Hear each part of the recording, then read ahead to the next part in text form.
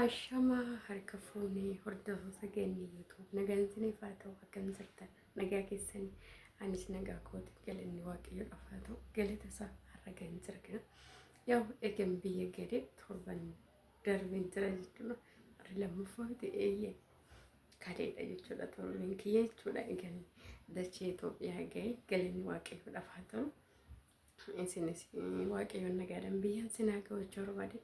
Nagaa keessaniin ta'anillee nagaa kootiin galanni isaan fadiini. Inni jechuudha viidiyoon irra hojjechuu barbaade jechuudha. Ijoolleen baay'eenis immoo akkasuma yeroo mana madaa'ame jirutti ijoolleen tokko gaafa biyya galanii xiqqooshii biyya keessa osoo hojiin jammariin gaafa turanii maaliif dafanii hojiin jammaranii hin jaa jechuudha. Jedha gizee san jechuudha. Garuu har'a ila namoonni sun maal akka rakkatanii jechuun anumtu mataa kiyyaan argan jechuudha. Gaafa nani biyya kana jechuun dangala gaafan jiru jechuudha. Bakka jirti guyyaa sadaffaatti guyyaa sadaffaatti hojii jammaruu qaban jedhee dhugaa rabbi. Gin immoo jechuudha akkati yaaddesan gonkumaa siif hin ta'u. Dhugaa waaqessin jira akkasii yaadda siniif hin ta'u jechuudha. Maaliif jennaan biyya keenya keessatti wanta baay'eetu sin barbaachisa jechuudha. Har'asin gaafa biyya uftanii bakkeenyaaf intinuma jechuudha. Mukaan kana biraati miti intarneetii silkiitti guuttachuudhaaf jechuudha. Mattaawaqaa malee isiniif hin ta'u. Mattaawaqaa san baafachuudhaaf 15 turtu yeegiddi jechuudha. Inna laalaka. Inna dammoo gaafa hojii jammarra jettan immoo nigdi fiqaadii jira. Waan baay'eetu jira miti kuni kanatti sin tursiisa. Inna isa malee limti immoo birrii qaba jetteetu malee immoo maaltu naawwaadha maaltu si naawwaadhaani haqimii kee beektee jira miti hojiin Itoophiyaa keessatti wanti hojjetamu baay'eetu jira garuu ati isa kam dandeessa wanta ati qabdu maal kamsii hojjechuu danda'a hundammoo yeroo ammaa kanatti maaltu deema hundammoo hojja'ee maalan ittiin lawxiin fidadha jette laaluu qabda malee dhufte taanaan osoo ayyirii biyyaa ilaaleen maaltu nabaawwaadha maaltu nabaawwaadha xiqqooshi axanna'uun si barbaachisa jechuudha. Dhugaa waaqa dubbachuudha xiqqooshi si axanna'uun si barbaachisa.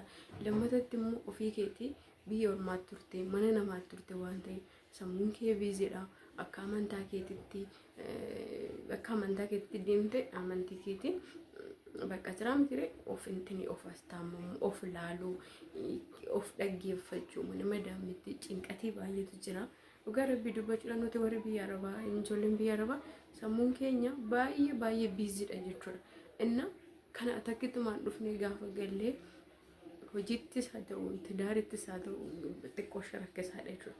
Bahansi xiqqooshi sa'aatii ofii kennuun tasnaannoo ba'ee deemte tasnaannaate birrii balleessuu osoo hin taane jira miti bakka akka amantii keetti deemtee waaqayyoon keetiin kadhachaa kiristaana sootaate xabala maale gadaame waan akkasii san deemte dura of astaamuudha wanta bashitaa baay'eetu waan baay'ee baanne deemna waan ta'eef jechuudha. Dhugaa dubbachuudhaaf ta'e taana malee birrii qabna jenneetis gaafa zimjenneetuma hojii tokko osoo dura maalan danda'a hundummoo ani maalan hojjechuu danda'a dandeettiin danda'u maalidha jennee laaluu qabna jechuudha. Tokko humna keenya lammaffammoo maallaqni wanti nuti harka qabsu maal hojjechuu danda'a yeroo ammaa mukaa jechuudha. Itoophiyaa keessatti suuqii banuu miti baay'ee dhugaa waaqa dubbachuudha. Bakka birriin 50,000 yoo gadi fuutee intini jette minin bakka jechuudha. Dhugaa waaqa jechuudha. Sinya kun illee ni jira jechuudha.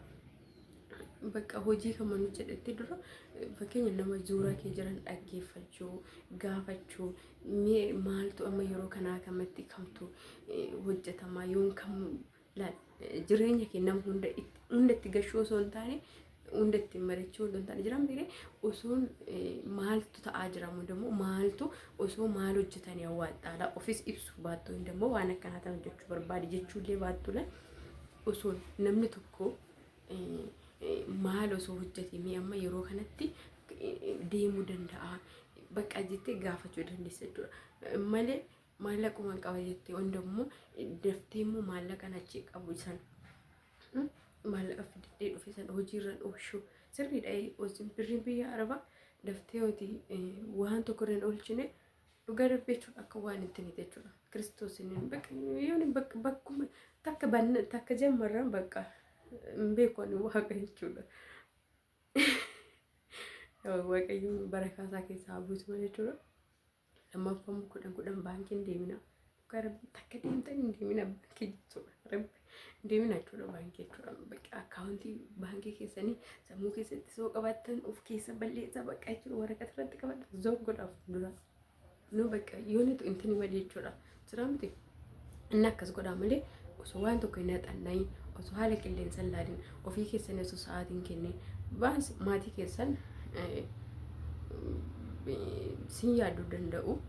Yaa namni kamuu yoo baay'isanii irra ta'an nama nuuf mitiire isa sanis osoo hin taane maatii keessanii sammuu tokko sa'aatii guyyaa muraasa isaa taatu torbee isaa taatu guyyaa 4-5 isaa taatu maatii keessanii haadha keessanii fi abbaa keessanii sa'aatii kennitanii wajjin haasoftanii eebba fudhachuun jira. Maal wanni akkasii jira mitiire kana eega ta'een booda immoo bakka teessee of dhaggeeffattee haala qilleensa laaltee yoo maalun nuti maalan danda'a harka kee laaltee haqamee kee immoo jechuun maal akka ofirraa qabdu dammoo kan yaa'u jiraan ture jireenya kee fuulduraa sirreeffachaa waanuma qabdutti immoo waanuma si ta'etti immoo waan siif hin taanettis waan hundumaa keessa waaqayyoon galateeffachaa gammada malee maaramii ani gaafa bakka gaafa jarri faayin deemtaa akkas naan jedhan jechuudha bakka amma sigilee bakka akkuma sigileen akkas gochuun qaba garuu miti jechuudha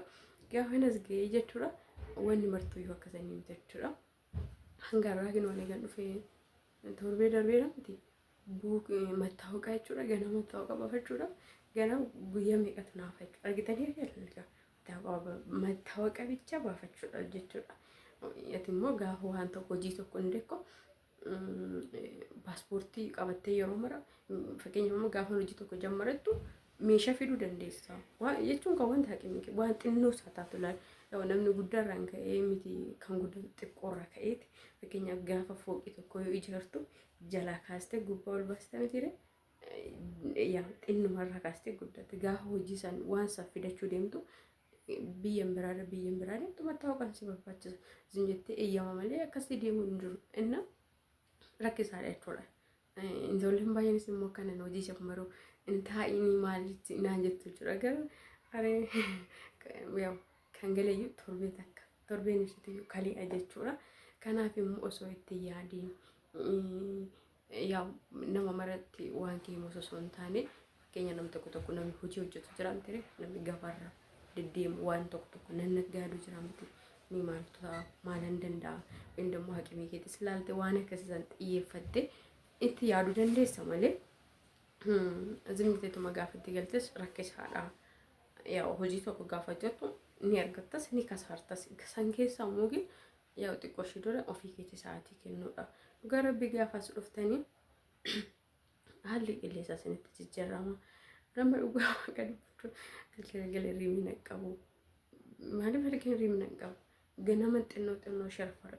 Bakka beeku bakka amma sanuu rooba waan ta'eef bakka keessi dhugaa dubbachuu keessi koo yaa galata waaqayyooti xiqqoo ishee qilleensa isitti jijjiiramu sagaleen amma sagaleen cufa waan halkan akkanatti bakka intini na ukaa bula jechuudha dhugaa waaqa na ukaa dhugaan ofii keessa darbechuudha warra ollaa kuffeen saqqaqa jechuudha maal bakka isaan irriba ooyi bakka jiraatti baay'ee na ukaa jechuudha kun maal yaa qilleensi yoo sitti jijjiirame jechuudha kanallee barachuu qabda gaafa jettee hojii jammartee roobatu jira gaafsan immoo addaan kuttee mana galuu hin dandeessu mana kiraa ta'a wanta itti hojjettu baay'eetu jira kan baay'eetu gaafa hojjettu maal jedhama gibirri intinisii kennama mitiire kanatu jira waan ta'eef xiqqoo ishee haala qilleensa fudhachuu qabda. Inna sababa kanaaf isiniin jedha hordoftoota koo yaa abbaatu akkatti jiraatu abbaatuuf jiraachisa jechuudha yoo of gadi qabdee jiraatte ni jiraata jechuudha. Inna maraafuyyuu haa ta'u waan nagaa ta'udha ilmi namaa nagaa yoo ta'e hundumtuu immoo ni jiraata jechuudha. Barbaade kan hordoftoota koo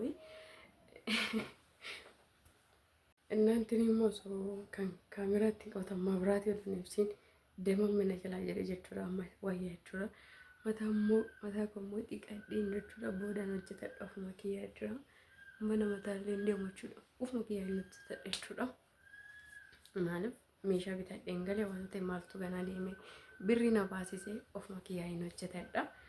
Innaa kanas siniin jedha hojiin ni jira jechuudha garuu wanti hojjettu ni jira mallaqa si barbaachisaa. Yaa'u kun fadha kottaa mallaqa jechuudha. Arra suuqii tokko banuudhaaf